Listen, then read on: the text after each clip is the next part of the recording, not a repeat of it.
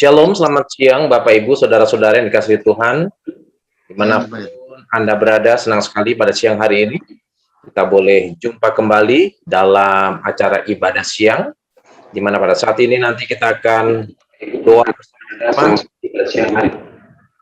Kemudian kita juga akan belajar dari firman Tuhan, melalui pelajaran sekolah sahabat kita, di mana kita tiba di hari Selasa pada hari ini. Untuk itu, kita akan berdoa terlebih dahulu, biarlah Roh Kudus akan memimpin ibadah kita sepanjang hari ini. Kita akan berdoa dalam hati kita masing-masing.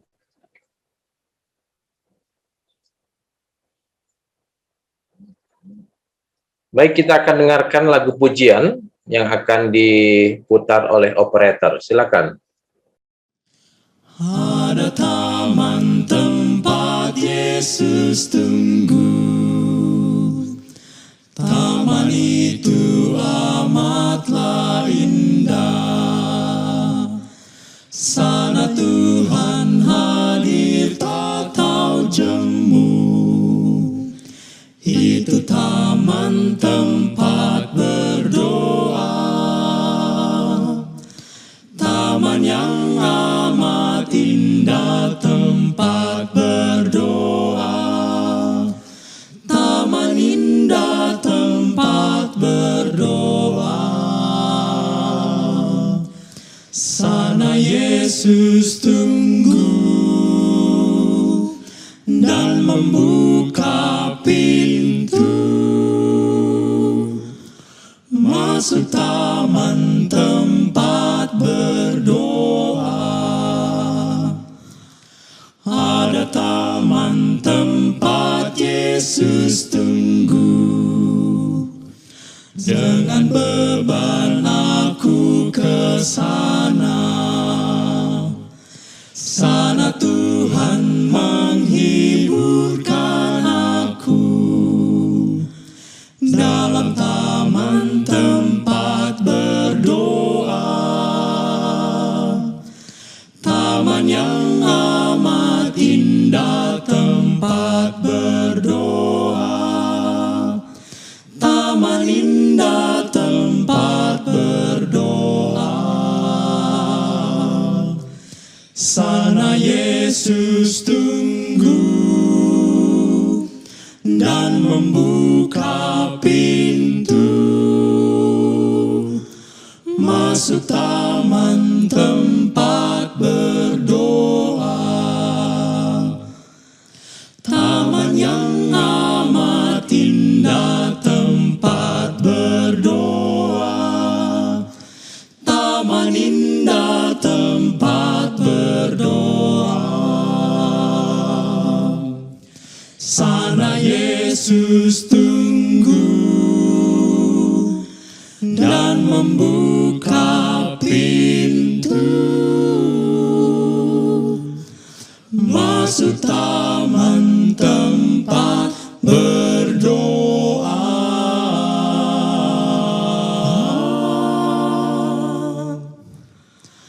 Masuk taman tempat berdoa.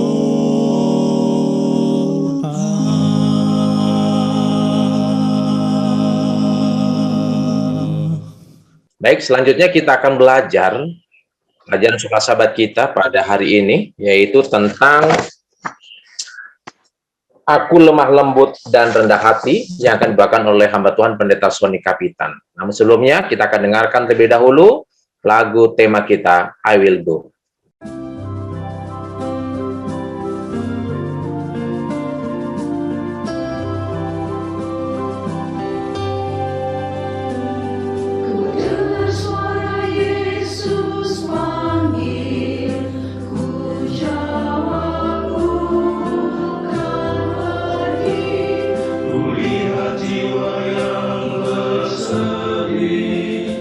Ku jawab, ku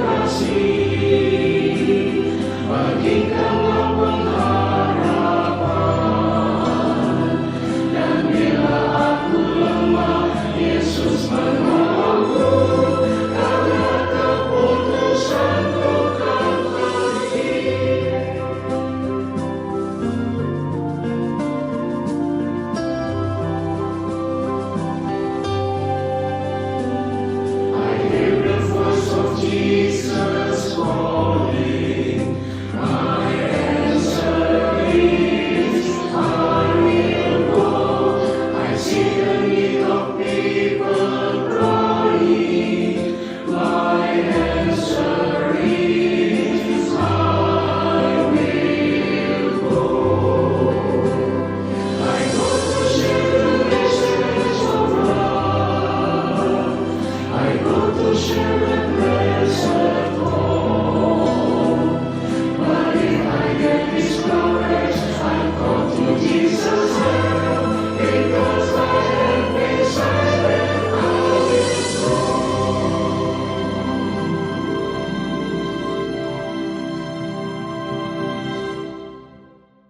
selanjutnya kita akan dengarkan pemaparan pelajaran sekolah sahabat kita pada hari ini, yaitu Aku Lemah Lembut dan Rendah Hati, yang akan dipaparkan oleh hamba Tuhan Pendeta Sony Kapitan. Silakan, waktu dan media kami berikan. Silakan, Pendeta. Baik, terima kasih Ketua Wilayah 11, sahabat Tuhan Pendeta James Sursina, dan teman-teman sahabat gembala, serta tua-tua jemaat, anggota jemaat, bahkan saudara kita dari tempat-tempat yang lain, para pemirsa yang ada di Zoom ini, bahkan yang ada di Facebook, ataupun dimanapun berada. Ya, kita percaya bahwa Tuhan masih bersama dengan kita. Dan tentunya pada kesempatan ini, kita berterima kasih juga dalam pelajaran sekolah sahabat ini, kita akan melihat bagaimana ajakan daripada Yesus sendiri. Ajakan langsung daripada Yesus. Come to me, ya, marilah kepadaku. Ini adalah judul pelajaran sekolah sahabat kita sepanjang minggu ini. Dan secara khususnya topik pada hari ini, Selasa 27 Juli adalah I am gentle, ya, and lowly in heart, ya. Apa dikatakan aku lemah lembut dan rendah hati. Di dalam Alkitab ada tertulis dari firman Tuhan, saya pegang Alkitab di sini.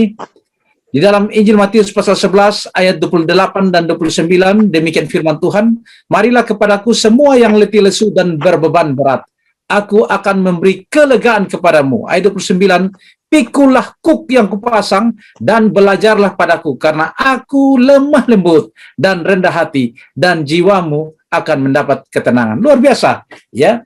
Ini adalah ajakan yang istimewa daripada Yesus, karena Yesus menampilkan karakter daripada Yesus sendiri.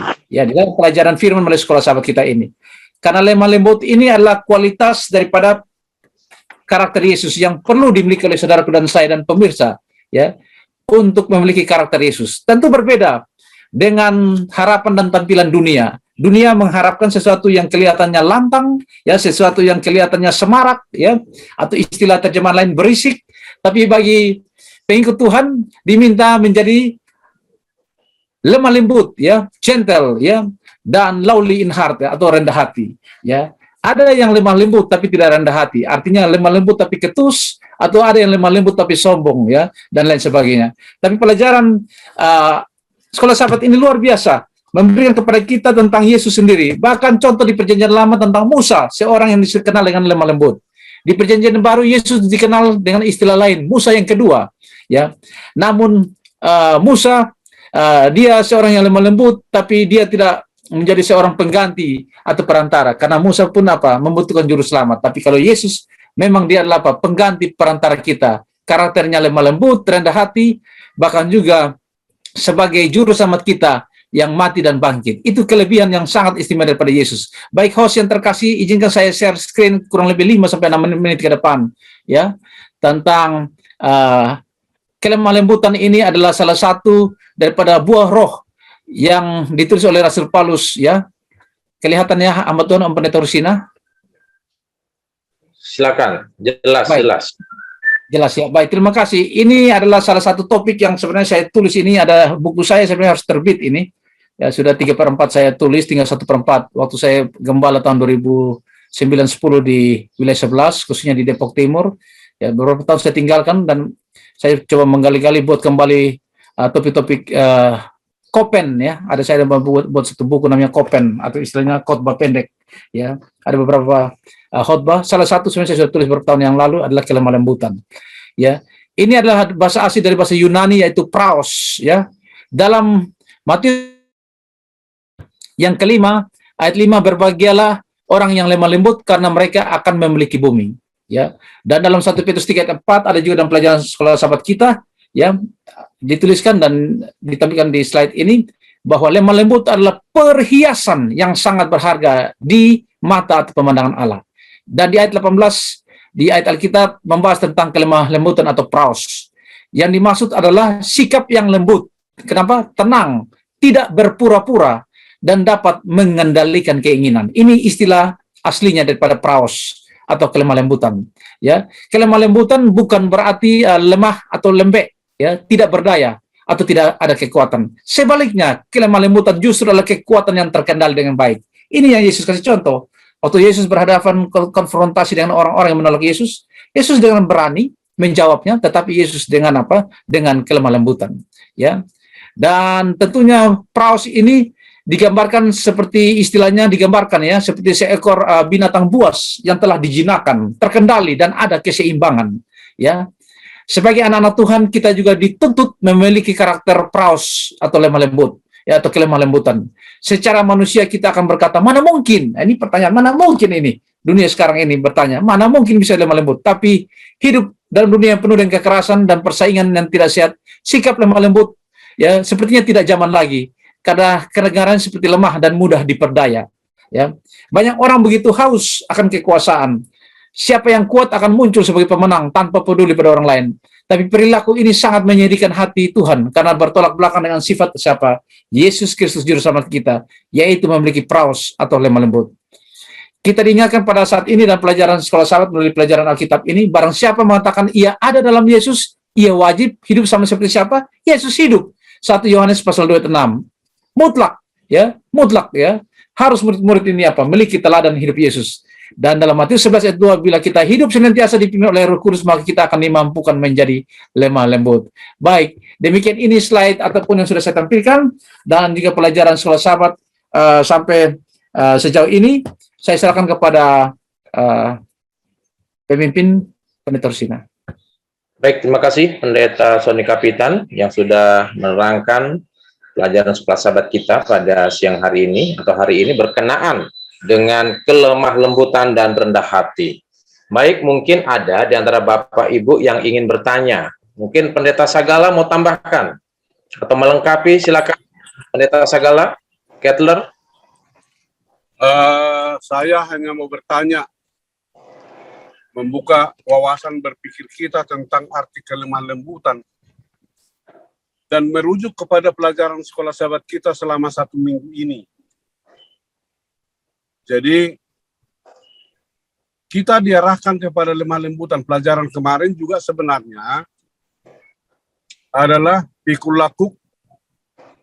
Buku yang kupasang itu tidak berat, tapi ringan, kata Yesus.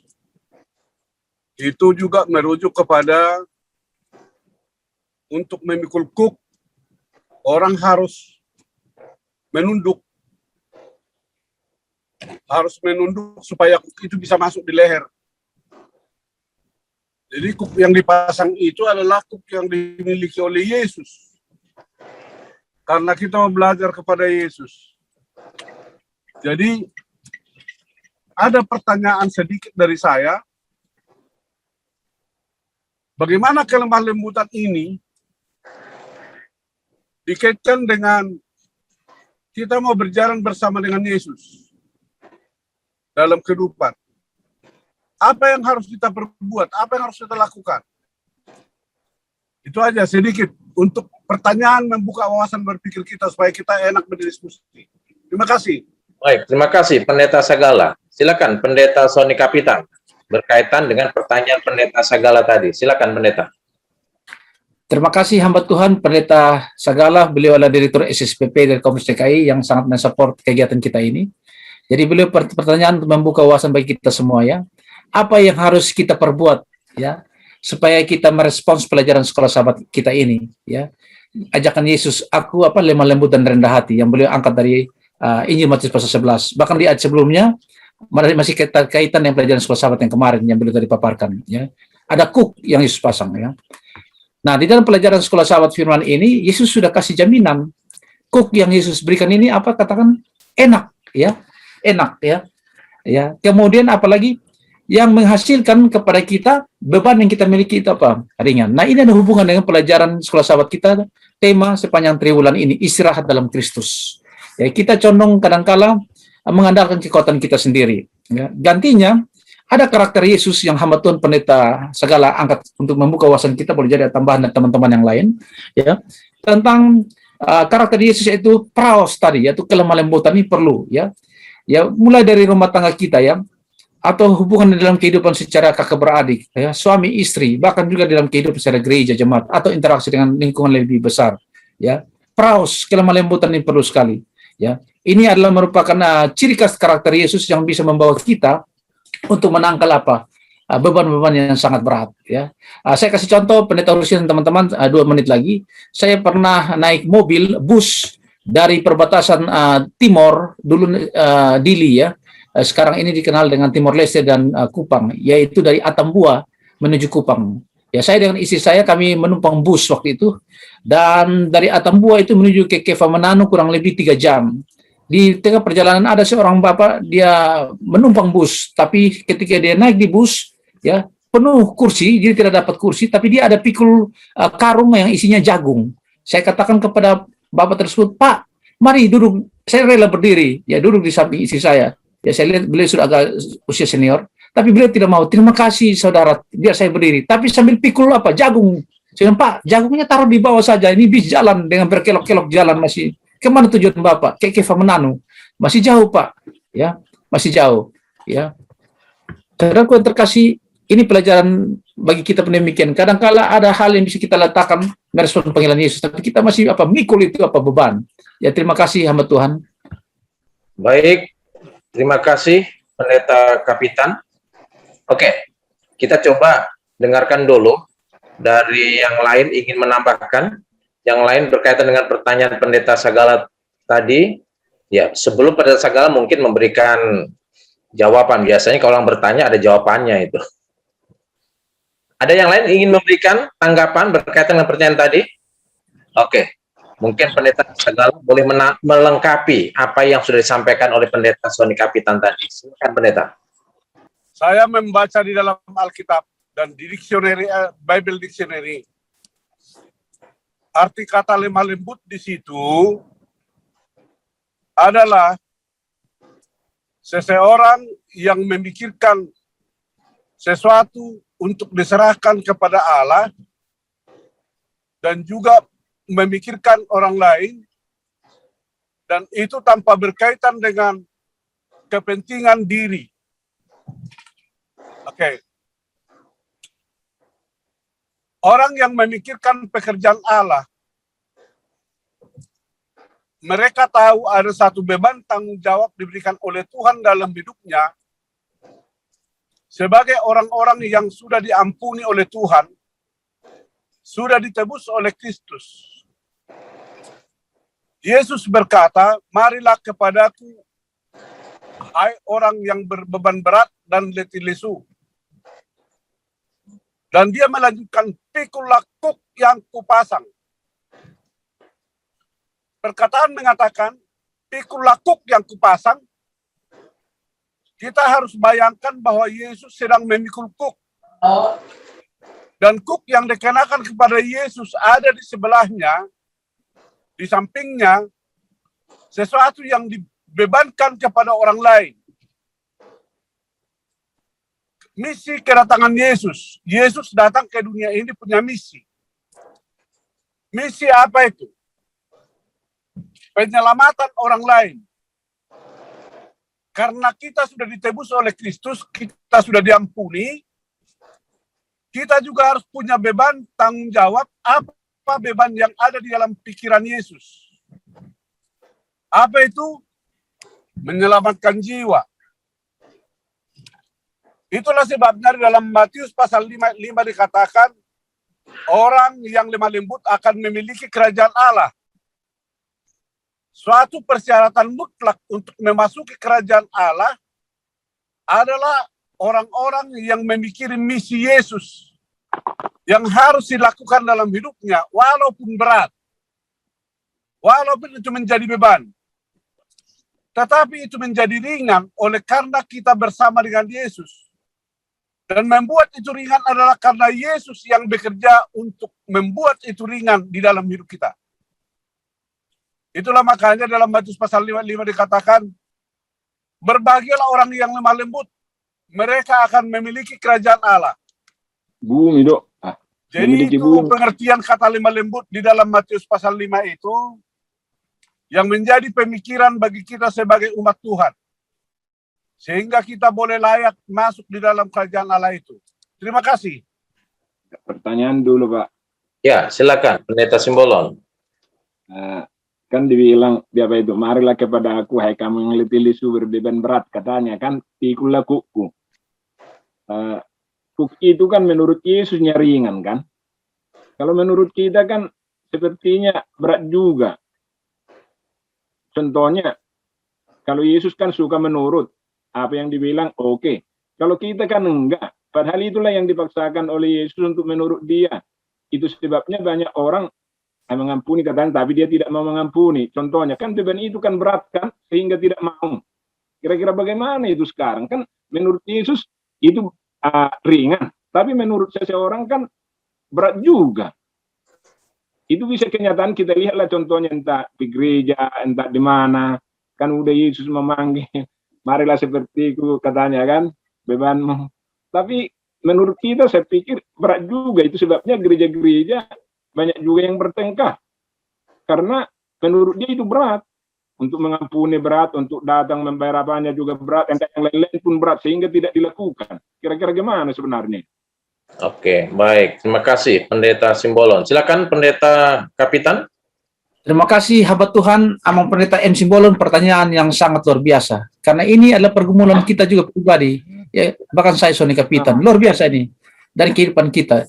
Bagaimana kita merespons ya panggilan ini? Pelajaran ada hubungan pelajaran kemarin ini, karena kemarin hasilnya adalah pikula kuk yang kupasang ya.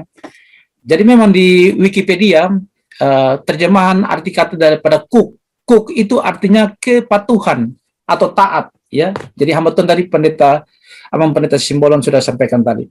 Jadi memang inilah yang kadangkala kita selalu tidak mau merespons panggilan ajakan daripada Yesus ya. Ya, seperti ilustrasi yang kita lihat kemarin itu ada slide yang tampilkan tentang kuk itu dipasang di kerbau ataupun kuda ataupun sapi ketika menarik pedati atau kereta supaya agak sedikit ringan ya untuk menjalankan alat yang ditarik itu. Nah, kuk yang di sini dimaksud oleh Yesus adalah satu hal yang menampilkan tentang karakter pada Yesus yang harus kita miliki ya. Jadi respons hanya sederhana, yaitu jawabannya sederhana, yaitu kepatuhan tadi dari Wikipedia atau taat ya, penurut itu ya. Hanya kita rentan kadang-kali itu yang membuat kita tidak membuka hati kita untuk menerima karakter Yesus sehingga rentan dengan pertengkaran dan lain sebagainya. Ya, mungkin ada tambahan yang lain dari sahabat-sahabat terkasih. Terima kasih. Ya, baik. Terima kasih Pendeta Sony Kapitan. Alkitab katakan segala perkara dapat kutanggung di dalam Dia yang memberikan kekuatan kepadaku. Jadi Allah akan memberikan kekuatan, kemampuan, kesanggupan kepada kita kalau kita mau datang kepada Yesus. Ya, jadi ketika kita datang kepada Yesus, maka Yesus akan memberikan Roh Kudus-Nya untuk menyanggupkan kita memikul kuk itu. Karena kalau dengan kekuatan kita sendiri, kita nggak akan mampu. Makanya belajar. Belajar itu adalah belajar seumur hidup. Kita menjadi murid Yesus seumur hidup. Terus-menerus belajar. Dan datang kepada Yesus, maka Dia akan menyanggupkan kita untuk menanggung kuk, ya, memikul kuk melalui kuasa Allah yang diberikan kepada masing-masing kita. Baik, terima kasih. Saya kira sudah menjawab pertanyaan dari Pendeta Manur Simbolon ya, apa yang disampaikan oleh Pendeta Kettler Sagala tadi. Baik, mungkin ada lagi pertanyaan, silakan. Atau ingin melengkapi berkaitan dengan sahabat kita. Kita masih ada waktu ini, silakan. Bapak Ibu yang ingin bertanya. Iya, Pendeta Rosina. Silakan, Pak Manurung, silakan. Mungkin pengalaman aja kali ya, kita sharing sama, ini kan sharing session lah ya. Kenapa sesuatu itu menjadi berat, begitu. Sebenarnya kalau kita bilang kuk itu sih nggak ada yang berat, nggak ada yang ringan, tergantung mindset sebenarnya. Artinya, apa saja yang kita mulai dengan kesulitan sudah pasti berat.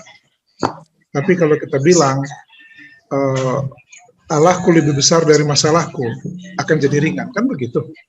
Amin. Tadi Pendeta Sakala sudah bilang, kalau kita bersama Tuhan, siapa yang bisa melawan kita? Jadi artinya mindset kita itu, apapun yang datang, problemnya lebih besar. Allahku lebih besar dari problem saya. Allahku lebih besar yang bisa menanggung kuk ini. Masalahnya sanggup nggak kita menyerahkan itu kepada Tuhan, kan itu aja. Terlalu sering kita bangga Iya. dengan kemampuan kita. Kita pikir kita sanggup gitu loh. Dan saya punya prinsip begini, Tuhan hanya bisa turun tangan dalam segala masalah kita ketika kita sudah angkat tangan. Pertanyaannya, kapan kita mulai mau mengangkat tangan? Sering sekali kita berkutat dengan masalah itu dengan tangan kita sendiri. Nanti setelah gagal, setelah coba ini trial and error, ya. Walaupun prinsip saya biasanya trial and success, jarang saya katakan trial and error. Tapi sudah trial error, udah capek kita gitu, akhirnya baru menyerah serah kepada Tuhan gitu. Kenapa nggak dari awal? Tuhan, ini adalah saya menghadapi satu ini, saya menyerahkan kepada Tuhan, langsung angkat tangan aja, nggak usah sok tahu gitu loh. Jadi ketika kita sudah angkat tangan, saya pikir nggak ada yang berat gitu loh.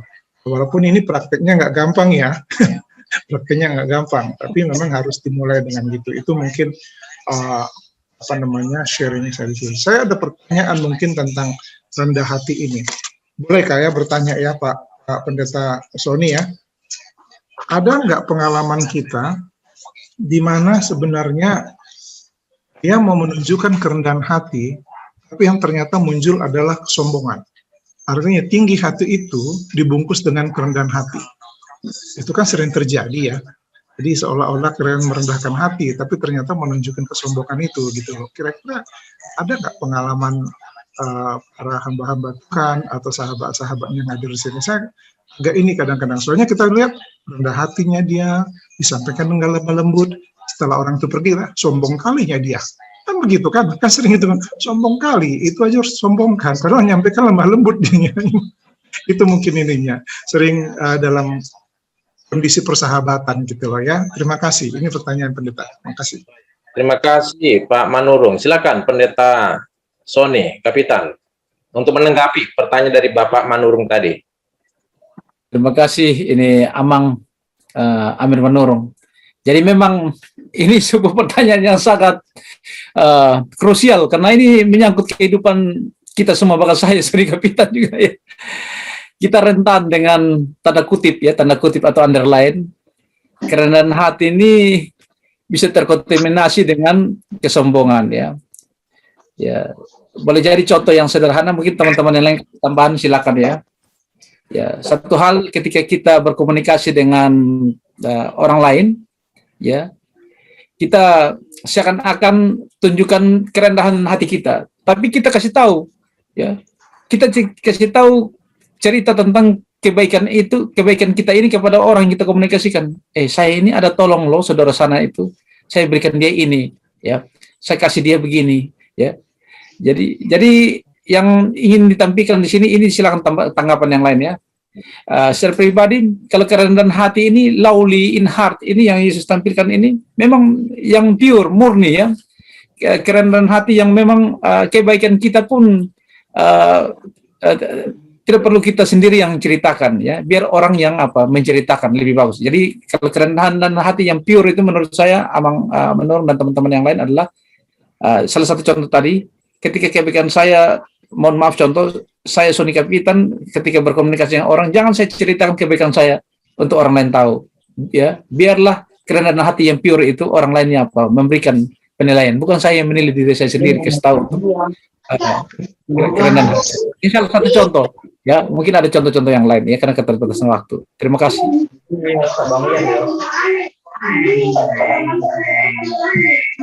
Oke, saya boleh tambahkan Pendeta James? Ya, boleh, bentar. Di-mute dulu Bapak Ibu supaya tidak terganggu. Baik, terima kasih. Silakan Pendeta Segala. Pertanyaannya sangat menarik dari Pak Manurung. Saya tertarik sekali mendengar pertanyaan itu. Adakah orang-orang yang kelihatannya bekerja dengan lemah lembut tapi dia tinggi hati? Rendah hati. Iya, rendah hati tapi sebenarnya dia sombong. Nah gitu, sama itu kan? Iya, kelihatannya dia lemah lembut tapi sombong. Ada. Untuk pekerjaan Tuhan, saya mau bertanya sekali menjelaskan. Betapa sering kita mendengarkan orang mengatakan dia bekerja untuk Tuhan. Apakah iya? Apakah kita bekerja untuk Tuhan atau Tuhan bekerja untuk kita? Ya, lihat itu ya. Kalau terlalu sering kita mengatakan saya bekerja untuk Tuhan, untungnya Tuhan apa? Yang ada diuntungkan kita yang diuntungkan. Kalau kita bekerja untuk Tuhan, kita dapat sanjungan, dapat pujian dari orang lain, dan banyak penghargaan dari orang lain. Tetapi kalau kita mengatakan saya bekerja bersama dengan Tuhan, Tuhan ajak saya bekerja melakukan pekerjaannya, itu artinya kita menyerahkan hidup kita kepada Tuhan dengan penyerahan diri kepada Tuhan secara total, dan kita percaya bahwa Tuhan yang bekerja melalui kita. Itu adalah lebih baik daripada mengatakan saya bekerja untuk Tuhan. Dan kesombongan rohani itu akan muncul dalam hidup kita kalau kita mengatakan pekerjaan Tuhan yang dapat saya selesaikan. Emang iya? Mungkinkah kita dapat menyelesaikan pekerjaan tanpa Dia yang bekerja dalam hidup kita? Jadi di sini yang sering terjadi dalam perasaan dan ungkapan kita, dan juga dalam perbuatan kita yang nyata dalam kita. Yang sesungguhnya kita ini harus rendah hati, menunduk. Kita itu melakukan pekerjaan Tuhan itu oleh karena kita menyerahkan hidup kita kepada Tuhan. Sehingga Tuhan mau memakai kita, Tuhan mau pergunakan kita menjadi kemuliaan bagi namanya. Jadi, saudara-saudara dikasih oleh Tuhan, mungkin kita juga perlu berubah mindset. Kalau kita sebenarnya bukan bekerja untuk Tuhan, kita adalah orang-orang yang menyerahkan diri kepada Tuhan oleh karena kita tunduk kepada Dia, merendahkan hati kepada Dia, sehingga Dia mau menggunakan kita sebagai alat di tangannya. Itu tanggapan dari saya. Terima kasih. Baik, terima kasih. Pendeta boleh sebentar, Pendeta? Silakan. Pendeta Frans, silakan. Saya melihat dari sisi yang lain ya. Ini pertanyaannya serba komplit, atau boleh dikatakan kita sendiri akan terjebak dengan pertanyaan yang kita angkat. Tapi mudah-mudahan bisa memberikan pencerahan.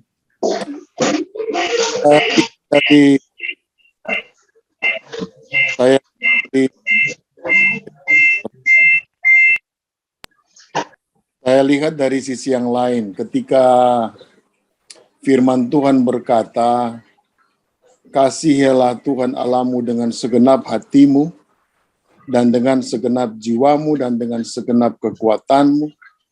Di ayat yang lain dikatakan di dalam Matius 22:37, dengan segenap hatimu, dengan segenap jiwamu, dan dengan segenap akal budimu. Artinya kasih Tuhan itu dengan segala-galanya. Yang pertama yang harus kita ingat bahwa Tuhan yang lebih dahulu mengasihi kita, sehingga Dia menginginkan kita merespons kasih itu. Nah, saudara-saudara yang kasih dalam Tuhan, kalau kita menyelami baik-baik permintaan dari Yesus ini, inilah yang mungkin saya boleh katakan bahwa akan jadi ringan ketika Tuhan katakan, belajarlah daripada aku sebab aku rendah hati, dan pikulanku itu tidak akan menjadi beban yang berat. Kalau benar-benar kita mengasihi Tuhan itu dengan sungguh-sungguh, jadi nggak ada neko-neko. Seperti yang dikatakan Pendeta Kettler Sagala tadi, dia katanya bekerja untuk Tuhan, tetapi dia tidak rendah hati atau sombong. Sementara yang Yesus mintakan kepada kita adalah kita benar-benar pure secara menyeluruh, totalitas kita serahkan kepada Tuhan, maka kita akan mengasihi Tuhan dengan segenap hati. Dan apapun yang kita akan jalani karena kita mengasihi Tuhan, di sisi yang lain tadi sudah dikatakan Roh Kudus akan memampukan, Pendeta James katakan, itu betul. Tetapi bagaimana kita dapat menangani semua itu kalau kita tidak membalas kasih Tuhan? Mari kita membalas kasih Tuhan dengan segenap hati, dengan segenap jiwa, dengan segenap akal budi. Artinya segala-galanya, tidak ada apa-apapun di belakang kita ketika kita mengasihi Tuhan. Semuanya for Jesus, semuanya untuk Tuhan. Jadi nggak ada lagi alasan sehingga kita dapat dimampukan. Makanya di dalam Galatia pasal 2:20 mengatakan, bukan aku lagi yang hidup, tapi Yesus yang hidup dalam aku. Ketika itu dilakukan, kita sudah diubahkan. Nah, yang jadi pertanyaan adalah, kalau kita belum melakukan hal itu, berarti kita belum hidup seperti yang Yesus sudah hidup. Terima kasih. Baik, terima kasih. Begitu Pak Manurung, atau mungkin Bapak ada berkaitan dengan pertanyaan tadi, Pak? Cukup bagus. Saya pikir cukup menjawab. Hanya memang pertanyaan yang berikut bagi saya adalah hal yang biasa sebenarnya. Mungkin ini berbeda persepsi antara kami anggota awam dengan, mohon maaf, hamba-hamba Tuhan, para pendeta begitu. Ketika kita mendengarkan seorang mau berkhotbah, contohnya, lantas diperkenalkan dengan CV yang panjang. Tahulah apa hubungannya di situ nanti dengan pekerjaannya dan segala macam. Ini saya bicara khotbah, saya tidak bicara seminar, begitu. Apakah memang itu termasuk kerendahan hati, ya? Atau contoh lagi yang lain? Tadi pendeta Keter sudah singgung, Tuhan yang bekerja untuk saya. Ketika kita mengadakan KKR di satu tempat, bilanglah pertama kali di sini dapat hasil baptisan, bilanglah angka lah, satu angka disebut, angka ini adalah yang terbesar sejarah dalam conference ini atau daerah ini. Ini adalah pembicaranya adalah si Anu gitu loh. Saya nggak tahu apakah memang itu tujuan daripada kerendahan hati atau apa sih maknanya, saya juga kurang tahu gitu loh. Tapi ini jadi pemikiran bagi saya yang ketika saya mendengar gitu, apa sih hubungannya gitu loh. Ya, apalagi tadi kita bilang kita mau khotbah begitu ya, terus saya orang awam bicarakan titel saya, dibicarakan saya punya pekerjaan segala macam. Menurut saya pribadi ini, apa hubungan pekerjaan saya dengan pembawaan firman? Kecuali seminar, ya, kecuali seminar gitu. Ya, saya pikir kalau hamba-hamba Tuhan dibicarakan dengan pengalaman di mana sebuah pekerja, saya pikir itu sah-sah saja gitu. Tapi kalau saya sebagai orang awam, saya lagi bawa firman di gereja, lantas diminta sama hamba Tuhan, perkenalannya. Biasanya kalau saya pribadi saya di diakon di Jemaat NT Haryono. Kita lebih besok aja kalau seminar. Kalau untuk khotbah nggak perlu gitu loh, karena nggak ada hubungannya gitu loh. Ini cuman mungkin cara berpikir yang berbeda gitu. Saya kurang tahu. Tapi artinya kembali kepada kerendahan hati dengan kesombongan tadi gitu loh ya pendeta ya. Ini cuma ini aja, sharing aja. Terima kasih pendeta. Tapi terima kasih jawaban dari hamba-hamba Tuhan, pendeta Fred, pendeta Sagala, pendeta Sony juga sangat mencerahkan. Terima kasih. Baik, terima kasih. Ada lagi mungkin? Pertanyaan, pendeta. Ini apa ini? Pertanyaan atau tambahan? Pertanyaan. Silakan, pendeta Simbolon. Baik, ini bicara tentang rendah hati, lawannya tinggi hati. Seringkali kita menyatakan seseorang tinggi hati, oh si anu rendah hati.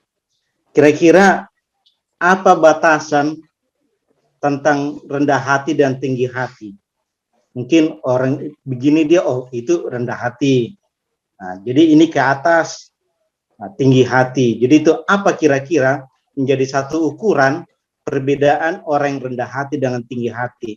Karena seringkali kita, kalau seseorang itu tidak seperti yang kita inginkan, kita katakan apa?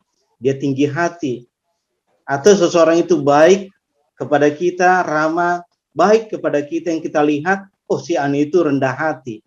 Jadi sepertinya itu batasan sesuka hati kita sendiri. Atau adakah memang ya secara kenyataan ada batasan mana orang rendah hati dengan tinggi hati? Oke. Baik, terima kasih. Silakan, pendeta Kapitan. Terima kasih hamba Tuhan pendeta Erwin Simbolon.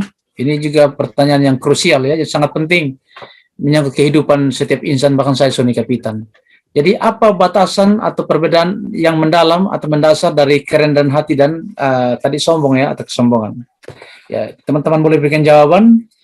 Jawaban yang saya berikan adalah kalau kerendahan hati adalah mencari tuntunan ilahi. Kalau kesombongan tidak mencari tuntunan ilahi. Ya, contohnya masih banyak. Ya karena waktu, silakan teman-teman yang lain. Baik, jadi jawaban yang diberikan adalah kalau orang yang rendah hati dia selalu mencari tuntunan Tuhan, tetapi kalau orang yang sombong Ya, dia tidak mencari tuntunan dari Tuhan, tetapi dari dirinya sendiri. Terima kasih, Pendeta Kapitan. Ada yang ingin melengkapi atau menambahkan? Silakan. Saya pendeta. Ya, silakan, Om Frank. Saya merasa ini pelajaran ini untuk lemah lembut dan rendah hati. Ini hanya sebuah pernyataan dari pribadi saya. Adalah menjadi suatu perhiasan, menjadi kekuatan yang mampu mengendalikan perasaan dan pikiran dirinya sendiri kepada orang lain. Jadi bagaimana kalau kita berbicara orang lain nanti pandangnya seperti apa? Jadi dalam hal kelemah lembutan dan kerendahan hati itu bukan dilihat dari diri kita sendiri. Oranglah yang merasakan, bukan dari penglihatannya, hanya dari apa yang dirasakan. Karena apa? Yesus memberikan contoh setiap pekerjaan dan kata-katanya itu adalah lemah lembut. Adalah satu contoh kerendahan hati. Karena orang yang rendah hati itu dikasihi oleh Tuhan. Di mana ada kerendahan hati tidak orang sukai. Jadi kerendahan hati dan lemah lembut ini adalah sesuatu yang dirasakan oleh orang. Bukan dinilai-nilai dari orang punya penilaian atau kita menilai sendiri, tapi itu yang dirasakan oleh orang lain. Terima kasih, Pendeta. Baik, terima kasih. Mungkin masih menambahkan? Sedikit pendapat. Ya, Pak Ritonga, silakan Pak. Kalau tadi kan dikatakan orang lain menilai kalau tinggi hati atau rendah hati. Tetapi saya lebih senang kalau lebih spesifik itu. Rendah hati adalah karakter Yesus. Tinggi hati adalah karakter iblis. Jadi kita orang langsung kita tahu kenapa iblis diusir, karena dia tinggi hati. Jadi lebih spesifik gitu pendeta. Karena kalau dibuat standar kayak Pak Frank tadi atau Pak Simbolon kan gimana ukurannya. Jadi kalau rendah hati ya karakter Yesus, itu saja. Makasih. Baik, saya jawab, saudara. Kalau kita lihat di 2 Timotius 2, itu sudah jelas. Dengan lemah lembut dapat menuntun orang. Yang suka rela, suka melawan. Ya, orang yang suka rela dan suka melawan. Suka rela tapi suka melawan. Ini sindiran saja. Sebab mungkin Tuhan memberikan kesempatan kepada mereka untuk bertobat. Kalau kita berbicara tentang sesama kita, orang yang mengenal tentang Tuhan. Dan memimpin mereka hingga mereka mengenal akan kebenaran. Bagi orang yang belum mengenal kebenaran, dia akan mengenal akan kebenaran. Jadi di dalam hal ini orang yang sudah kenal Yesus dengan orang yang belum mengenal Yesus, pandangannya juga akan berbeda. Dia hanya melihat dalam hal dunia. Kalau orang yang sudah mengenal kebenaran, dia akan berpikir menjurus kepada soal kerohanian tentang Tuhan. Terima kasih. Baik, terima kasih. Pendeta boleh terakhir, Pendeta? Terakhir, silakan, terakhir. Terakhir. Ini untuk sesama kita dan kita untuk Tuhan. Saya baca itu Matius pasal 7 ayat 12. Bunyinya seperti ini. Katanya ini hukum emas dari hukum Tuhan. Segala sesuatu yang kamu kehendaki supaya orang perbuat kepadamu, perbuatlah demikian juga kepada mereka. Itulah isi seluruh hukum Taurat dan kitab para nabi. Coba saudara renungkan baik-baik firman Tuhan ini. Kalau kita melakukan kepada orang lain, siapapun itu dengan segala kebaikan yang kita lakukan dan tidak mau kita rasakan juga kebalikan sesuatu yang buruk kepada kita, sama-sama berbuat baik, maka terpancarlah kerendahan hati yang luar biasa.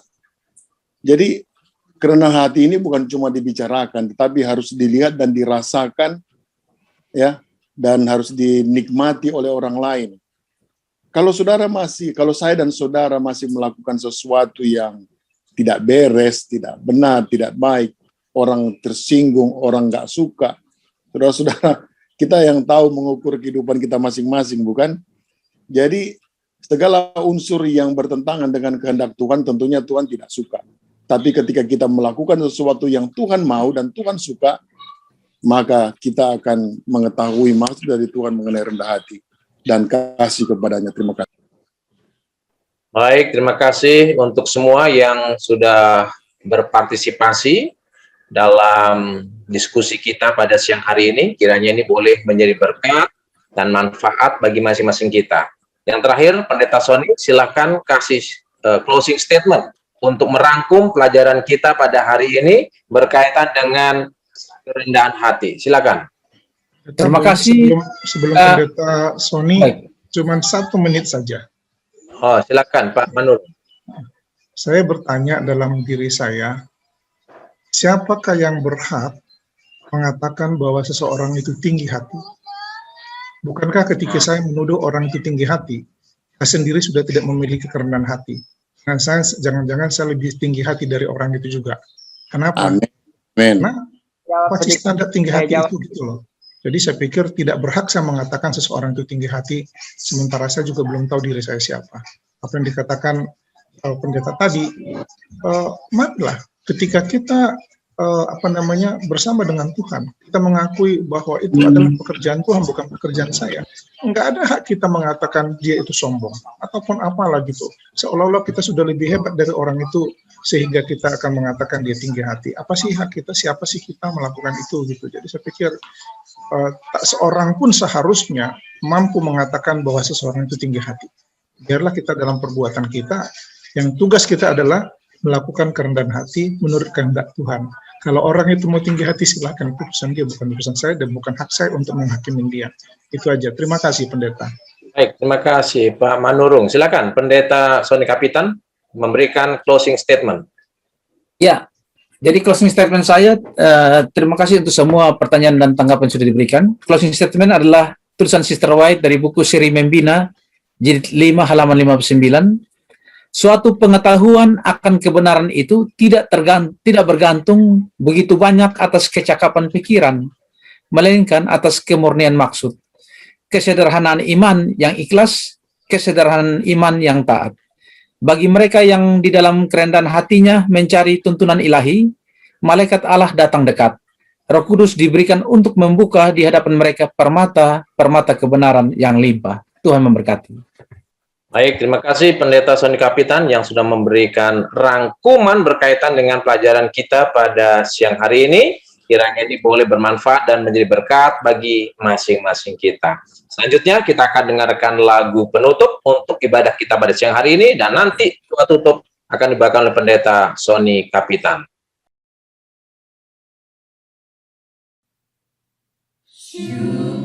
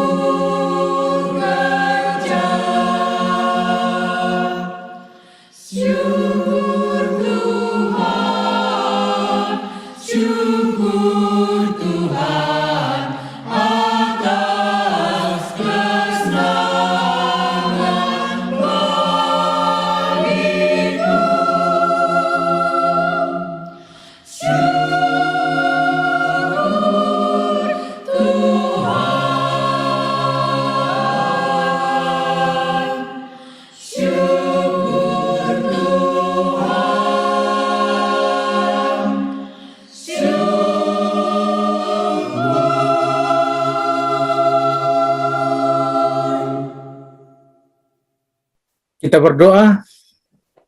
Bapa di sorga, terima kasih untuk pelajaran firman metode sekolah sahabat yang kami miliki di metode virtual saat ini. Tuntunlah dengan kuasa Roh Kudus agar kami mampu memiliki kemurnian karakter Yesus dalam diri kami. Dalam respons kehidupan yang Tuhan percayakan ini dengan kesederhanaan iman yang ikhlas dan kesederhanaan iman yang taat. Demikian kami belajar hanya kepada Yesus Kristus yang memberikan contoh tentang arti sesungguhnya tentang setia secara vertikal kepada Tuhan dan menjadi berkat untuk horizontal kepada sesama. Ajarlah kami Tuhan untuk melakukan hal-hal yang tulus dan murni di hadapan Tuhan dan terlebih dalam kehidupan kami berinteraksi dengan orang lain sekitar kami. Di dalam nama Yesus kami berdoa. Amin.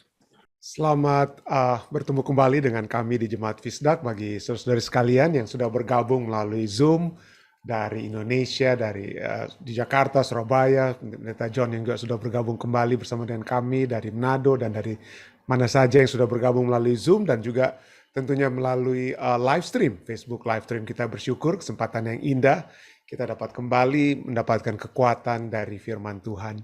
Baik saudara sekalian, seperti biasa saya akan membagikan pelajaran kita pada saat ini dan pada malam hari waktu New Jersey ya.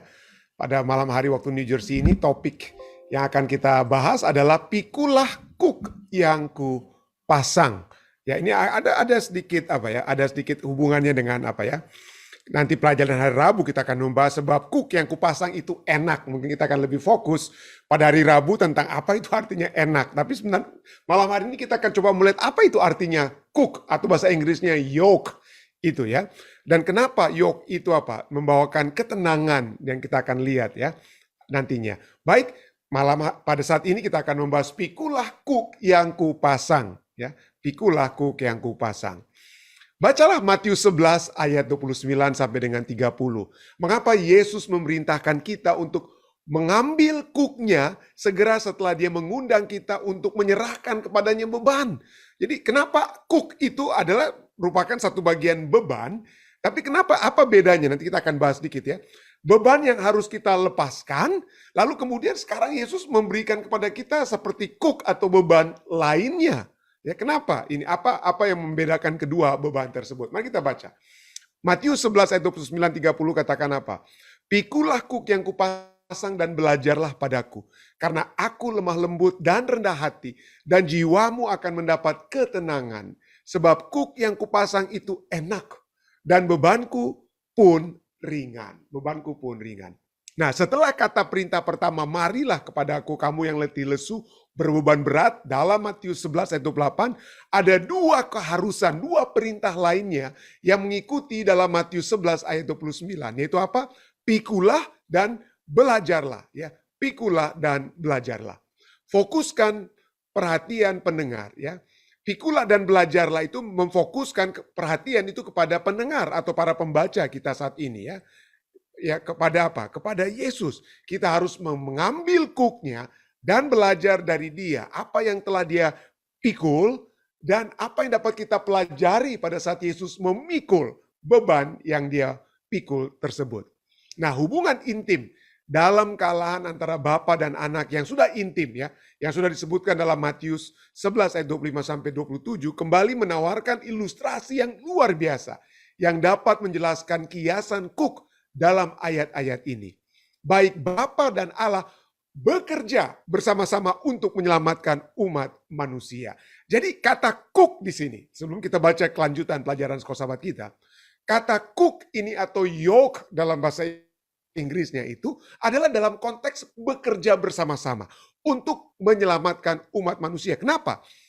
Waktu kami berada di Ethiopia, ya di halaman kami itu sering istri saya tanam dengan dengan jagung dan juga tanaman lainnya. Tapi khususnya untuk jagung kami sering meminta menyewa atau membayar orang Ethiopia yang di sekeliling itu untuk membawa dua sapi mereka atau satu sapi mereka, lalu kepada sapi itu diikat diberikan kuk yoke tersebut, lalu kemudian di belakang sapi itu itulah yang dipakai untuk mengolah tanah ya, ada seperti pisau yang tajam dan dari kuk yang diberikan kepada sapi ya, itulah maka kami dapat menggemburkan tanah.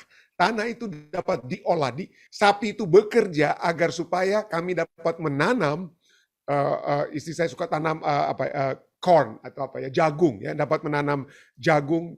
Dan itu hanya terjadi oleh sebab ada yang mengerjakan tanah tersebut. Ya, kalau hanya kami yang pacul itu mungkin setengah mati. Tapi karena ada satu sapi atau dua sapi yang menanggung cook, ya, menanggung cook sehingga tanah itu dapat diolah dengan kata lain. Jadi cook itu, yoke itu yang dibebankan ke sapi itulah melambangkan apa? Pekerjaan yang dilakukan antara Bapa dan Yesus, Anak, untuk bersama-sama menyelamatkan umat manusia.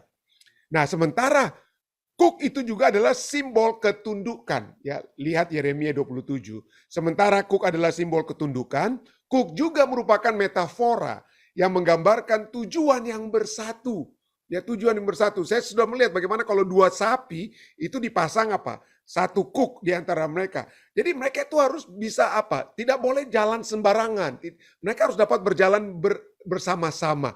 Ke kiri mereka ke kiri bersama. Ke kanan mereka berjalan ke kanan bersama. Pada saat mereka memikul cook tersebut. Jadi tujuan yang apa? Tujuan yang bersatu. Dengan kata lain, ya. Kita tunduk kepada cook yang Tuhan sudah berikan. Dan menerima tugas yang dia berikan kepada kita untuk memberkati orang-orang di sekitar kita. Kita tidak membawa cooknya, ya. Kita tidak membawa cooknya. Kita dipasang cook padanya karena cooknya itu enak dan bebannya apa? Ringan. Dan kita akan secara spesifik bahas hari Rabu, ya, Matius 11 ayat 30. Dan perintah kedua katakan apa? Belajarlah padaku. Kenapa sampai cook yang Yesus pikul itu apa? Pikul itu ringan, ya, dengan kata lain, ya. Kenapa? Ya, ini akan kita lihat bagaimana itu menegaskan. Ya, perintah kedua, belajarlah padaku, menegaskan konsep ini. Dalam bahasa Yunani, kata kerja belajar berhubungan dengan istilah murid. Ya, jadi murid-murid itulah orang yang belajar. Jadi ketika kita belajar dari Yesus, maka kita benar-benar menjadi murid-muridnya. Ketaatan dan komitmen adalah karakteristik dari pemuritan, dari seorang murid yang taat dan apa? Memiliki komitmen. Apa perbedaan antara berbeban berat Matius 11 ayat 28 dan memikul cooknya, ya? Memikul cooknya dalam Matius 11 ayat 29, ya. Matius 11 ayat 28 ini mungkin itu berbeban berat dengan masalah-masalah kita sehari-hari. Ya, masalah-masalah yang kita alami, dunia yang menghantam kita. Atau juga itu dapat juga menjadi bagian masalah-masalah yang dibebankan oleh sebab pemahaman-pemahaman arti atau pemahaman keagamaan yang salah. Seperti yang dimiliki oleh orang-orang Yahudi di zaman Yesus. Mereka tambah-tambah hukum Tuhan. Misalnya hukum hari Sabat, kita sudah pernah, saya sering kali bahas tentang itu, ya, Melakostable. Jadi Tuhan katakan jangan apa? Melakukan pekerjaanmu, lalu kemudian orang-orang Yahudi mulai menjabarkan apa-apa saja itu pekerjaan-pekerjaan yang tidak boleh secara mendetail. 39 Melakostable, ya. Jadi itulah yang menjadi beban dari apa?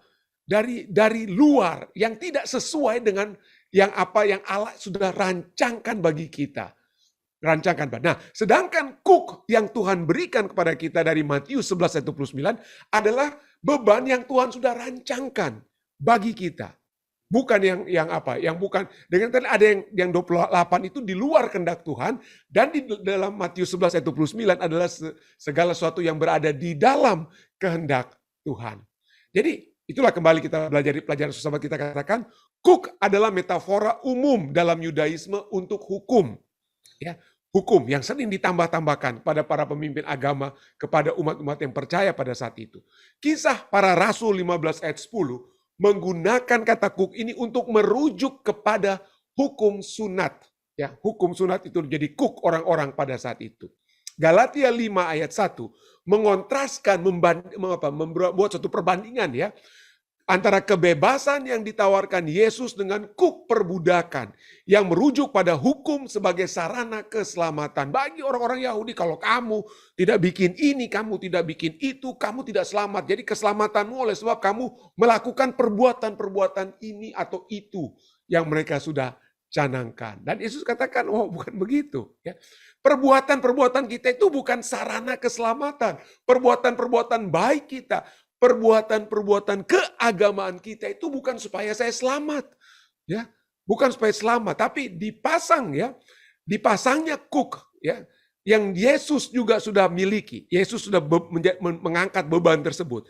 Dipasang kuk kepada Yesus itu menekankan kepatuhan dan komitmen yang seperti Yesus patuh dan komit kepada apa rancangan Bapa, demikian juga itu merupakan kepatuhan dan komitmen kita untuk mengikuti jejak Yesus dan berpartisipasi dalam misinya. Ingat, kuk itu berhubungan dengan apa? Pekerjaan, ya, mengolah sesuatu, membuat tanah seperti dikatakan tadi di Ethiopia, tanah yang gembur dengan apa? Dengan kuk yang dipasang pada sapi, ya. Jadi sementara kita, pelajaran kita katakan, sementara kita tidak bisa berharap untuk menambahkan sesuatu pada keselamatan.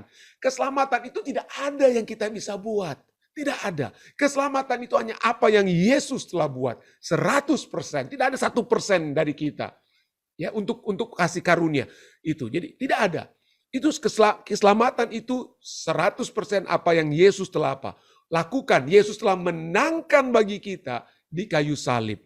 Kita dapat, tapi pada saat yang bersamaan, setelah kita diselamatkan, maka kita dapat menjadi dutanya, menjadi duta, pekabar-pekabar Yesus, yang membagikan kabar baik dengan orang-orang di sekitar kita. Penafsiran Yesus tentang hukum, seperti yang ditunjukkan dalam khotbah di atas bukit Matius 5-7, bahkan lebih radikal daripada yang dilakukan orang-orang Farisi. Yesus katakan, orang Farisi katakan, oh ini begini ya. Tapi Yesus katakan ada yang lebih radikal. Apa radikalnya? Apakah radikalnya itu karena lebih susah yang Yesus buat, lebih susah daripada apa yang dilakukan oleh pemimpin-pemimpin Yahudi? Oh bukan. Bukan karena lebih susah. Justru yang Yesus lakukan itu supaya lebih gampang. Kenapa? Karena ini ya. Lebih radikalnya apa? Kalau orang Yahudi supaya mereka selamat, mereka harus buat ini, itu. Yesus katakan, oke, ada yang Yesus biar lebih. Bukan hanya kita bersinah, bukan hanya karena pada saat kita melakukan tindakan sinah, tapi pada saat kita apa? Memandang. Jadi itu bahkan lebih radikal lagi. Kenapa? Karena ini pelajaran kita katakan apa? Itu yang radikal, yang ditambahkan Yesus itu membutuhkan operasi hati dan mengubah motif kita. Dan pada saat kita memiliki hati yang berubah, motif yang berubah, maka kuknya itu apa? Kuknya itu enak. Enak kalau kita saling mencintai, ya dengan kata lain, saya mencintai istri saya mencintai saya. Maka bagi saya untuk buang sampah keluar itu bukan beban. Bagi istri saya untuk memasak di rumah, bagi saya ya, karena saya tidak tahu masak, istri yang masak, maka dia kalau dia didasarkan atas cinta, dia tidak akan pikir, aduh lagi summer, lagi panas, setengah mati mau masak-masak. Tidak. Kenapa? Karena kita didasarkan atas apa ya? Atas cinta, motivasi untuk menyenangkan hati orang yang kita cintai. Nah itulah sebabnya kalau pacaran kan bagaimana? Nggak ada yang susah kita waktu pacaran. Ya, yang sering kali menjadi susah itu mungkin pada saat setelah menikah. Kenapa? Karena mungkin cintanya itu hilang. Jadi menjadi beban lah kita untuk buang sampah, menjadi beban kita untuk cuci piring atau untuk apa? Untuk memasak dan lain sebagainya. Tapi kalau masih pacaran nggak ada yang berat. Kenapa? Hatinya ada dan motifnya juga apa? Motif untuk menyenangkan kekasih kita itu apa? Ada. Dan itulah yang radikal. Yesus ingin merubah bahwa penurutan kita itu oleh sebab kita memiliki kasih kepadanya. Hati yang sudah diubah, dirubah, dioperasi. Ya, dan itu menyebabkan perubahan dalam motif kita. Kita mengasihi Tuhan, oleh sebab itulah penurutan kepadanya itu tidak menjadi hal yang memberatkan kita. Pelajaran kita kemudian simpulkan, sungguh suatu janji yang luar biasa. Istilah untuk jiwa Anda. Ya, istirahat bukan istilah ya. Istirahat untuk jiwa Anda. Bagaimana Anda telah mengalami istirahat itu? Seperti apa istirahat itu? Dengan berfokus pada Yesus dan pada apa yang Dia tawarkan kepada kita. Ya, maka bagaimana kita dapat mulai mengetahui istirahat itu. Nanti kita lihat, saudara, ada hal yang menarik yang dapat kita pelajari dari kitab Roma 15, sehubungan dengan beban tetapi justru membawakan kesegaran. Biasanya kita kalau dibebani sesuatu, letih kita, kalau berat kita di akhir daripada beban tersebut, tapi tidak. Nanti kita akan lihat bagaimana beban pekerjaan itu justru meringankan kita, menyegarkan kita. Nanti kita akan lihat. Tapi mari kita lihat ya. Nah, seperti yang dikatakan tadi bahwa motif kita motif kita itu adalah apa yang membantu kita untuk apa ya? Untuk melihat, membantu kita untuk melihat kehendak Tuhan, keinginan-keinginan Tuhan, perintah-perintah Tuhan yang dapat terjadi di dalam kehidupan kita. Tetapi sekali lagi, perintah-perintah Tuhan, kehendak-kehendak Tuhan itu bukan supaya kita untuk selamat. Ya, bukan supaya selamat. Dan ini seringkali ada salah kaprah, baik terhadap terhadap orang-orang Advent dari umat-umat Kristen lainnya, atau bahkan di antara orang Advent sendiri. Kenapa? Banyak umat-umat Kristen katakan, wah ini orang Advent ini sangat menekankan hukum. Orang Advent ini sangat menekankan sabat, tanpa sabat nggak masuk surga dan lain sebagainya. Oh, itu bukan ajaran Alkitab, saudara ya. Tapi banyak yang katakan, itulah Advent. Dan bahkan mungkin ada orang Advent sendiri di dalam gereja Advent sendiri katakan, oh kita harus mengutamakan penurutan. Penurutan itu harus yang kita utamakan supaya kita selamat. Loh, bagaimana buktinya? Oh, kemudian ada yang katakan, wah ini lihat bukti-buktinya. Kita harus memiliki satu usaha aktif untuk selamat. Misalnya, Ibrani 4 ayat 11 katakan apa? Karena itu baiklah kita berusaha untuk masuk ke dalam perhentian itu. Supaya jangan seorang pun jatuh karena mengikuti contoh ketidaktaatan itu. Itulah sebabnya supaya kita selalu taat. Kita harus selalu berusaha supaya kita selamat. Ya, kita harus mengusahakan keselamatan kita. Kita harus buat ini, buat itu, buat ini. Jangan sampai langgar hukum hari Sabat dan lain sebagainya. Oh, bukan hanya ayat ini. Ayat berikutnya yang seringkali dibawakan adalah Ibrani 12 ayat 14 sampai 15. Berusahalah hidup damai dengan semua orang dan kejarlah kekudusan. Wah, kejarlah kekudusan tapi langsung dikatakan, wah kejarlah keselamatan. Ya, karena di sini katakan apa? Tanpa kekudusan tidak ada seorang pun akan melihat Tuhan. Jadi kita tidak selamat kalau kita tidak kudus. Kita tidak selamat kalau tidak kudus. Dan oleh sebab itu kita harus kejar, kita harus berusaha, kita yang harus kejar. Ya, kita harus kerja, bergumul. Wah, kita harus bertanding. 1 Timotius 6 ayat 12. Seringkali dikatakan juga, umat Advent juga katakan, supaya kita selamat, kita harus apa? Berada dalam satu pertandingan iman yang benar dan rebut hidup yang kekal. Jadi kita yang harus apa? Kita yang harus secara aktif. Jangan pasif. Ya, karena ada yang katakan, bukan, itu Yesus yang lakukan, kita hanya terima. Itu pasif. Oh jangan, kita jangan pasif. Kita harus aktif seperti ayat-ayat ini katakan. Filipi 2:12 kemudian juga katakan, hai saudara-saudaraku yang kekasih, kamu senantiasa taat, kamu senantiasa menurut. Karena itu tetaplah, kerjakanlah keselamatanmu dengan takut dan gentar. Wah, berdasarkan ayat ini kita harus aktif untuk selamat. Kerjakan keselamatan. Ya. Kita harus kejar. Filipi 3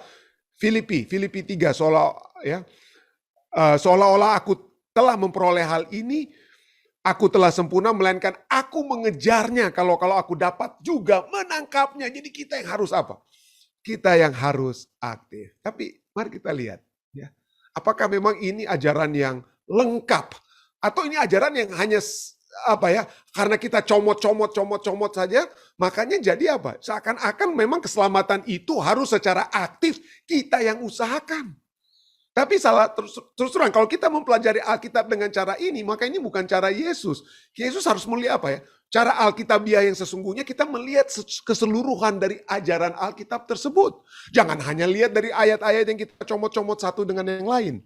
Tapi mari kita lihat, misalnya, Yesus katakan, Rasul Paulus katakan, ya, Efesus 2 ayat 8-9 katakan, sebab karena kasih karunia kamu diselamatkan oleh kasih karunia. Bukan hasil usahamu, tapi itu pemberian. Jadi bukan kita yang cuma terima, Allah yang memberikan kepada kita. Itu bukan hasil usahamu. Bukan karena kamu kejar-kejar, bukan karena kamu ikut pertandingan dan lain sebagainya. Bukan. Keselamatan kita itu adalah apa? Pemberian Allah. Itu bukan hasil pekerjaanmu. Jangan ada orang yang harus memegahkan. Jangan ada orang yang memegahkan diri. Jadi pertanyaannya kalau dibilang, pendeta ini jadi bingung nih. Jadi bagaimana caranya kita untuk mencoba mensinkronisasikan? Apakah kita memang harus aktif mencari keselamatan? Atau seperti ayat ini itu bukan hasil usaha kita. Seakan-akan ini pasif, kita hanya terima dengan iman. Yohanes 3:16, begitu besar kasih Allah, dikaruniakan anaknya yang tunggal, supaya barang siapa yang percaya tidak binasa, melainkan beroleh hidup yang kekal. Bukan supaya barang siapa yang terus-menerus berjuang untuk selamat, tidak binasa. Tidak, ayat itu katakan percaya. Ya. Itu bukan hasil usaha kita, itu pemberian apa? Pembelian Allah. Ya. Jadi, disinilah kita akan coba melihat ya bahwa keselamatan itu bukan oleh perbuatan. Kalau demikian, untuk sinkronisasi. Kenapa? Ayat kita seperti hari, kita harus pikul kuk. Ya, kita, seperti yang saya katakan tadi, orang Yahudi, kuk itu adalah hukum. Ya. Apakah kita harus memikul hukum supaya kita selamat? Ya. Nah, kalau kita lihat, ayat-ayat yang saya sudah kemukakan sebelum ini, usaha aktif untuk selamat, mengerjakan keselamatanmu, mengejarnya, menangkapnya, dan lain sebagainya itu adalah segala sesuatu yang terjadi bukan sebelum kita diselamatkan, ya, tetapi sesudah kita apa? Sesudah kita diselamatkan. Perbuatan itu, perbuatan adalah hasil dari keselamatan. Kita harus mengejar. Ya, mengejar, betul. Kita pada saat kita menerima Yesus Kristus kasih karunia-Nya, kita percaya, kita jangan langsung, seperti saya sering katakan, jangan langsung kita hanya duduk manis, duduk diam, tidak. Harus ada perbuatan yang merupakan evidence, bukti dari keselamatan kita. Tapi keselamatan itu sendiri bukan oleh perbuatan, tetapi perbuatan adalah hasil ataupun bukti dari apa? Dari keselamatan. Yakobus 2 ayat 18. Katakan apa? Tetapi mungkin ada orang berkata, padamu ada iman, padaku ada perbuatan. Aku akan menjawab orang tersebut yang mencoba untuk membeda-bedakan kedua hal tersebut. Tunjukkan kepadaku imanmu itu tanpa perbuatan. Kita boleh gantikan iman, percaya, keselamatan ya. Jadi dia katakan apa? Tunjukkan kepadaku imanmu itu. Tunjukkan keselamatan itu tanpa perbuatan. Dan aku akan menunjukkan kepadaku bahwa imanku itu dari perbuatan-perbuatanku. Artinya keselamatanku itu akan menghasilkan apa? Dengan kata lain perbuatan-perbuatan. Harus ada hubungan timbalnya. Dan hubungan itu bukan sebelumnya tetapi sesudahnya. Dan itulah sebabnya Yohanes tuliskan dalam 1 Yohanes 3:18. Anak-anakku, marilah kita mengasihi bukan dengan perkataan atau dengan lidah. Bukan dengan perkataan, tapi dengan perbuatan dan dalam kebenaran. Jadi dengan kata lain, coba kita lihat. Ya, kalau kita misalnya katakan bahwa kita sudah bersatu dengan Yesus. Kita sudah bersatu dengan Yesus. Apa yang terjadi sesudah kita bersatu dengan Yesus, menikah dengan Yesus? Nah, orang tua saya seringkali memberikan ilustrasi ini ya. Mereka, ayah saya seringkali dulu ya, dia bilang, dalam ilustrasi khotbahnya atau seminar rumah tangga, jadi katakan, oke, saya menikah dengan istri saya, Nettie Hendricks. Lalu setelah kami menikah, lalu saya berkata kepada Nettie Hendricks, Nettie, oke, kamu kembali saja kamu ke Bandung, saya akan pergi ke Kupang, dan ya kita masing-masing hidup sendiri-sendiri sajalah. Ya. Masing-masing melakukan apa yang kita ingin lakukan, bebas sajalah. Ya. Apa kira-kira ini? Ini adalah bukti bahwa ayah saya itu sudah menikah dengan Nettie Hendricks. Apakah ini bukti bahwa saya sudah menikah dengan Tuhan? Yang penting saya sudah bilang apa? Oke, Annalisa Chua, istri saya. Annalisa Chua, saya mengambil engkau menjadi istri saya, hidup setia dan semati dan lain sebagainya. Lalu kemudian udah. Itu nggak boleh begitu. Artinya kita tidak hanya ngomong saja untuk Tuhan saya percaya. Bagus kita percaya kepada Tuhan. Lalu kita nyatakan kepercayaan kita dengan apa? Perkataan kita, menerima kasih karunia-Nya. Tetapi talk is cheap. Ngomong doang aja itu nggak ada apa.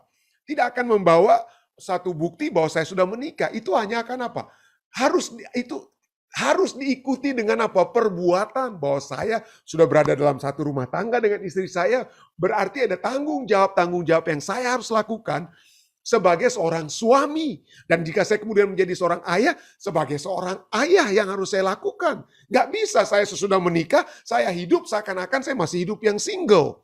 Ya, mau semau saya saja dan untuk melakukan apa saja. Nggak bisa. Pada saat kita sudah menikah, maka kita harus membuktikan kasih tersebut. Dengan menjalankan tanggung jawab yang sudah seharusnya menjadi bagian kita sebagai seorang suami atau seorang ayah. Jadi harus ada tindakan. harus ada tindakan. Ada yang sering katakan action speak louder than words. Ya, action betul. Tindakan itu lebih terdengar suaranya daripada perkataan. Walaupun tentu saja kita percaya perkataan itu penting. Ya, kalau saya katakan, Tuhan, saya mengasihi engkau. Maka pada saat saya mengatakan saya mengasihi Tuhan dengan perkataan saya, itu akan menuntun tindakan saya. Saya akan langsung berpikir, oke, saya sudah mengucapkan saya mengasihi Tuhan. Oke, sekarang apa yang akan saya lakukan supaya saya memiliki bukti orang bisa melihat saya mengasihi Tuhan. Itulah sebabnya statement dikatakan apa? Action speak louder than words, but words spur action. Tapi kata-kata itu dapat menuntun kita untuk masuk kepada apa? Masuk kepada tindakan-tindakan kita. Jadi kita melakukan tindakan-tindakan ya karena kita apa? Kita diselamatkan. Kita diselamatkan untuk berbuat baik. Efesus 2 ayat 10. Karena kita ini buatan Allah diciptakan dalam Kristus Yesus untuk melakukan perbuatan baik. Dan dalam melakukan perbuatan baik itulah yang kemudian ayat-ayat yang sebelum yang saya baca itu dikatakan apa? Masuk bertanding dalam perbuatan baik itu. Bukan karena supaya kita selamat, tapi karena kita sudah diselamatkan. Kita harus terus berusaha. Kita harus berusaha. Nah, nanti kita akan lihat bagaimana kita berusahanya itu ya. Tapi itu kita harus berusaha untuk tetap berada di dalam jalan kebenaran. Ya, itulah yang kita lakukan. Setelah kita diselamatkan, bukan supaya diselamatkan. Setelah kita diselamatkan, marilah kita melakukan pekerjaan baik. Ya, dengan apa? Secara konsisten. Berusaha secara konsisten. Ya. Kita diciptakan dalam Kristus Yesus, diselamatkan untuk melakukan pekerjaan baik yang dipersiapkan Allah sebelumnya. Ia mau supaya kita hidup di dalamnya. Hidup di dalam perbuatan apa? Baik tersebut yang setelah kita diselamatkan. Yakobus 2 ayat 17. Demikian juga halnya dengan iman. Jika iman itu tidak disertai perbuatan, maka iman itu pada hakikatnya adalah apa? Mati. Jadi kalau kita mengaku kita sebagai orang yang sudah diselamatkan, tapi tidak ada perbuatan-perbuatan seperti orang yang sudah diselamatkan, maka keselamatan itu bisa jadi hal yang mati bagi kita. Tidak heran, ini bukan sekali lagi, saya sudah 2 kali, saya sudah cantumkan statement dari Westminster Confession ya, chapter 16. Ini bukan apa yang dikatakan oleh gereja Advent, tidak. Ini gereja Protestan semua percaya dengan Westminster Confession. Confession Westminster dikatakan apa? Good works, perbuatan baik, dan in obedience to God's commandment, dilakukan dalam ketaatan pada perintah Tuhan adalah buah dan bukti dari iman yang benar dan hidup. Jadi kalau kita mengaku sebagai orang-orang Protestan dengan kata lain. Lalu kita katakan, nggak perlu lagi itu perintah Tuhan. Anda harus kembali mungkin membaca. Ya. Saya mohon maaf, tapi betul ya. Anda harus membaca mungkin Westminster Confession yang menyatakan apa? Bahwa perbuatan baik itu, ketaatan pada perintah Tuhan itu adalah buah dan bukti dari iman yang benar dan yang apa? Dan yang hidup. Jadi kita harus melakukan perbuatan baik, bertanding untuk melakukan perbuatan baik, bukan supaya jago-jagoan, tapi oleh sebab hati kita yang sudah dioperasi, supaya kembali mencintai Tuhan. Memiliki motif, kita bertanding karena saya memiliki motif. Saat ini ada Olimpiade di Jepang. Ya, kalau saya misalnya seorang atlet Indonesia, maka motivasi saya adalah saya ingin agar Indonesia Raya itu berkumandang di Jepang. Ya, dan itulah yang menjadi motivasi saya kalau saya adalah seorang atlet ya. Itu menjadi motivasi saya untuk berjuang, lari secepatnya, lompat setingginya, dan lain sebagainya dapat kita lakukan di Olimpiade. Kenapa? Kita berusaha keras supaya kita dapat menyukakan hati Allah yang telah menyelamatkan kita. Itulah buah dan bukti dari imannya. Nah, pertanyaannya, kita sudah bilang tentang atlet ya. Wah, kalau mereka berjuang ya, bekerja keras ya, apakah itu tidak melelahkan? Nah, mari kita lihat. Kenapa sampai Yesus katakan pada saat kita berjuang sekalipun kita dapat apa? Ketenangan ya. Pikulah kuk yang kupasang. Ya, kalau sapi-sapi yang saya pekerjakan di Ethiopia ya, mungkin mereka harus istirahat setelah 30 menit makan minum ya. Karena apa? Capek setelah bekerja. Tapi di sini katanya apa? Pikulah, ya bekerjalah dengan lain ya, dalam misiku untuk mendapat apa? Ketenangan. Pikulah kuk yang kupasang dan belajarlah padaku, karena aku lemah lembut dan rendah hati, dan jiwamu akan mendapat ketenangan. Loh, kok memikul kuk dapat apa? Tenang, dapat disegarkan. Nah, ada dua hal. Pada saat kita menjalankan misi, yang menyebabkan itu merupakan sesuatu hal yang justru pada saat kita bekerja untuk Tuhan, justru itu yang menyegarkan itu. Kenapa? Ada dua poin yang dapat saya berikan pada saat ini. Poin yang pertama, apa yang dapat kita pelajari dari Roma 15 seperti yang saya janjikan tadi. Roma 15 ayat 30 sampai 32, ini berbicara bagaimana Rasul Paulus itu bergumul dalam pekerjaan Tuhan, tetapi justru di situ dia mendapatkan kesegaran. Kenapa? Dalam pergumulannya, dalam wrestlingnya, dia refreshed. Dia mendapatkan kesegaran. Kenapa? Mari kita baca. Tetapi demi Kristus Tuhan kita, dan demi kasih roh, aku menasihatkan kamu, saudara-saudara, untuk bergumul, untuk wrestling, bergulat, bersama-sama dengan aku, dalam doa kepada Allah untuk aku. Rasul Paulus katakan ya. Supaya aku terpelihara dari orang-orang yang tidak taat di Yudea, dan supaya pelayananku untuk Yerusalem disambut dengan baik oleh orang-orang kudus di sana. Agar aku yang dengan sukacita datang kepadamu, jemaat di Roma, oleh kehendak Allah, beroleh kesegaran bersama-sama dengan kamu. Coba kita lihat, kenapa justru kita menjadi segar pada saat kita berjuang dalam perjalanan iman kita setelah kita diselamatkan, oleh sebab adanya rekan-rekan sekerja kita yang mendoakan kita, yang memberikan dorongan kepada kita, menguatkan kita, sehingga dalam pekerjaan yang kita lakukan, dalam beban, dalam pelayanan-pelayanan yang kita lakukan, tidak ada yang berat. Justru memberikan apa? Kesegaran. Kenapa? Karena kita tahu ada yang mendoakan kita. Kita tahu ada yang sedang memikirkan kita dan membawa supaya kita memperoleh kekuatan. Dan pemahaman seperti ini yang Rasul Paulus ketahui dalam pergumulannya, dalam pekerjaannya di Yudea dan Yerusalem. Dia ketahui ada orang-orang yang berdoa bagi dia. Ada kekuatan, support ya, yang diberikan oleh umat-umat Tuhan lainnya. Maka support tersebut itulah yang memberikan ketenangan pada saat kita memikul kuk Tuhan. Kalau saudara dan saya, kita bekerja bersama-sama, maka ada orang lain yang membantu, maka kita akan sangat merasa apa? Ringan. Tapi kalau pekerjaan itu saya angkat sendiri, kalau segala sesuatu di Fisdak itu harus saya sendiri yang buat, kolaps saya, saudara-saudara, terus terang. Tapi puji Tuhan, ada ketua-ketua, ada tim media ministry Fisdak yang mengatur semua. Kalau di acara kita pada saat ini, saya tinggal apa? Saya tinggal cuma unmute saja segala sesuatu. Elisa Siregar sudah atur semua, ya. Dan setting di belakang kita ini sudah diatur oleh Aaron Manopo, Elisa Siregar, dan tim media ministry Jemaat Fisdak. Jadi ringan, saudara-saudara. Ya, jadi ringan segala sesuatu yang kita lakukan pada saat kita melakukan bersama-sama. Tetapi setan tahu, setan tidak ingin kita bersama-sama. Setan menekankan individualisme yang apa? Yang harus seringkali kita lakukan pada saat kita bekerja. Kita mau supaya kita saja yang menonjol atau apa. Kita sendiri yang lakukan dan lain sebagainya. Dan pada saat itu kita lakukan, maka itu bukan memberikan ketenangan, bukan memberikan kesegaran, tapi justru itu menjadi beban. Beban itu, kuk itu akan ringan, menjadi tenang, menjadi segar pada saat kita pikul bersama-sama. Poin pertama. Poin kedua. Tadi kita sudah baca. Kita sudah baca tentang kerjakanlah keselamatanmu. Tapi jangan lupa, saya sudah pernah bahas waktu lalu. Pada saat kita mengerjakan keselamatan, ya artinya mengerjakan pekerjaan Tuhan dengan kata lain ya. Siapa yang akan mengerjakan bagi kita? Kita mendapatkan support dari saudara-saudara seiman seperti Rasul Paulus. Tapi Rasul Paulus juga menulis dalam Filipi 2 ayat 12 dan 13. Bahwa yang mengerjakan di dalam kita, kekuatan kita yang sejati. Ya, bukanlah kekuatan kita.